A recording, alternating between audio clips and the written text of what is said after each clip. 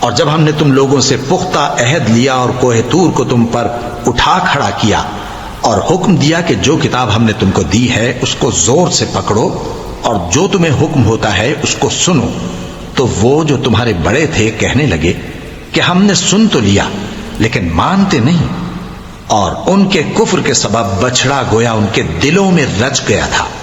اے پیغمبر ان سے کہہ دو کہ اگر تم مومن ہو تو تمہارا ایمان تم کو بری بات بتاتا ہے۔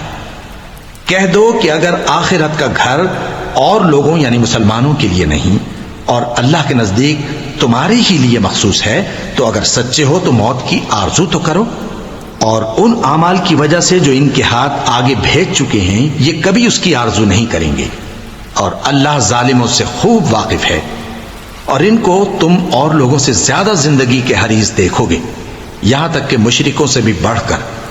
ان میں سے ہر ایک یہی خواہش کرتا ہے کہ کاش وہ 1000 برس جیتا رہے، مگر اتنی لمبی عمر اس کو مل بھی جائے تو اسے عذاب سے تو نہیں چھڑا سکتی، اور جو کام یہ کرتے ہیں اللہ ان کو دیکھ رہا ہے۔ کہہ دو کہ جو شخص جبرائیل کا دشمن ہو اس کو غصے میں مر جانا چاہیے، کیونکہ اس نے تو یہ کتاب اللہ کے حکم سے تمہارے دل پر نازل کی ہے جو پہلی کتابوں کی تصدیق کرتی ہے اور ایمان والوں کے لیے ہدایت اور بشارت ہے۔ جو شخص اللہ کا اور اس کے فرشتوں کا اور اس کے پیغمبروں کا اور جبرائیل اور میکائیل کا دشمن ہو تو ایسے کافروں کا اللہ دشمن ہے۔ اور ہم نے تمہارے پاس سلجھی ہوئی آیتیں ارسال فرمائی ہیں اور ان سے انکار وہی کرتے ہیں جو بد کردار ہیں۔ ان لوگوں نے جب جب اللہ سے کوئی عہد کیا تو ان میں سے ایک فریق نے اس کو کسی چیز کی طرح پھینک دیا۔ حقیقت یہ ہے کہ ان میں اکثر بے ایمان ہیں، اور جب ان کے پاس اللہ کی طرف سے پیغمبر آخر الزماں صلی اللہ علیہ وآلہ وسلم آئے اور وہ ان کی آسمانی کتاب کی تصدیق بھی کرتے ہیں، تو جن لوگوں کو کتاب دی گئی تھی ان میں سے ایک جماعت نے اللہ کی کتاب کو پیٹ پیچھے پھینک دیا، گویا وہ جانتے ہی نہیں، اور ان چیزوں کے پیچھے لگ گئے جو سلیمان کے عہد سلطنت میں شیاطین پڑھا کرتے تھے۔ اور سلیمان نے مطلق کفر کی بات نہیں کی، بلکہ شیطان ہی کفر کرتے تھے کہ لوگوں کو جادو سکھاتے تھے، اور وہ یعنی بنی اسرائیل ان باتوں کے بھی پیچھے لگ گئے جو شہر بابل میں 2 فرشتوں یعنی ہاروت اور ماروت پر اتری تھیں، اور وہ دونوں کسی کو کچھ نہیں سکھاتے تھے جب تک یہ نہ کہہ دیتے کہ ہم تو ذریعہ آزمائش ہیں، تم کفر میں نہ پڑو۔ غرض لوگ ان سے وہ چیز سیکھتے جس سے میاں بیوی میں جدائی ڈال دیں، اور اللہ کے حکم کے سوا وہ اس چیز سے کسی کا کچھ بھی نہیں بگاڑ سکتے تھے، اور کچھ ایسے منتر سیکھتے جو ان کو نقصان ہی پہنچاتے اور فائدہ کچھ نہ دیتے۔ اور وہ جانتے تھے کہ جو شخص ایسی چیزوں یعنی سحر اور منتر وغیرہ کا خریدار ہوگا اس کا آخرت میں کچھ حصہ نہیں، اور جس چیز کے عوض انہوں نے اپنی جانوں کو بیچ ڈالا وہ بری تھی، کیا اچھا ہوتا جو وہ اس بات کو جانتے۔ اور اگر وہ ایمان لاتے اور پرہیزگاری کرتے تو اللہ کے ہاں سے بہت اچھا صلہ ملتا، کیا اچھا ہوتا جو وہ اس سے واقف ہوتے۔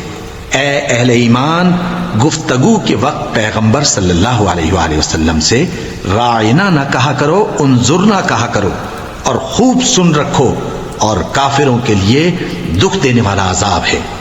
جو لوگ کافر ہیں، اہل کتاب یا مشرک، وہ اس بات کو پسند نہیں کرتے کہ تم لوگوں پر تمہارے پروردگار کی طرف سے خیر و برکت نازل ہو، اور اللہ تو جس کو چاہتا ہے اپنی رحمت کے ساتھ خاص کر لیتا ہے، اور اللہ بڑے فضل کا مالک ہے۔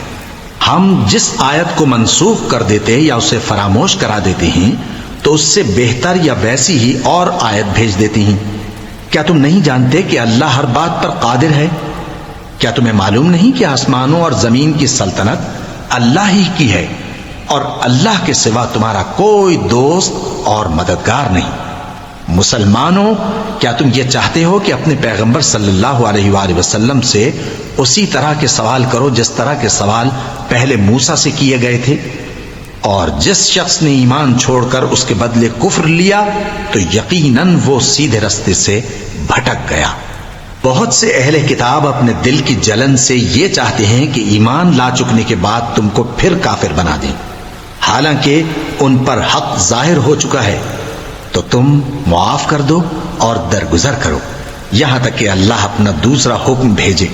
بے شک اللہ ہر بات پر قادر ہے۔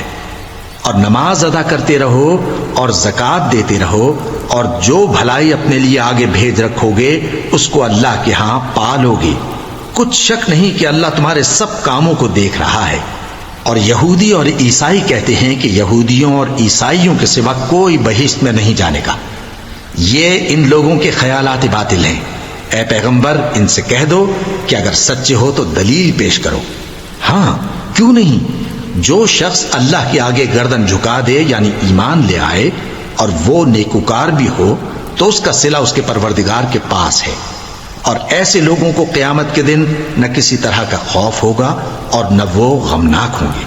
اور یہودی کہتے ہیں کہ عیسائی رستے پر نہیں، اور عیسائی کہتے ہیں کہ یہودی رستے پر نہیں، حالانکہ وہ کتاب الہی پڑھتے ہیں۔ اسی طرح بالکل انہی کسی بات وہ لوگ کہتے ہیں جو کچھ نہیں جانتے یعنی مشرک۔ تو جس بات میں یہ لوگ اختلاف کر رہے ہیں اللہ قیامت کے دن اس کا ان میں فیصلہ کر دے گا۔ اور اس سے بڑھ کر ظالم کون جو اللہ کی مسجدوں میں اللہ کے نام کا ذکر کیے جانے کو منع کرے اور ان کی ویرانی کے لیے کوشش کرے۔ ان لوگوں کو کچھ حق نہیں کہ ان مسجدوں میں داخل ہوں مگر ڈرتے ہوئے۔ ان کے لیے دنیا میں رسوائی ہے اور آخرت میں بڑا عذاب۔ اور مشرق اور مغرب سب اللہ ہی کا ہے، تو جدھر بھی تم رخ کرو ادھر ہی اللہ کی ذات ہے۔ بے شک اللہ صاحب وسعت ہے، باخبر ہے۔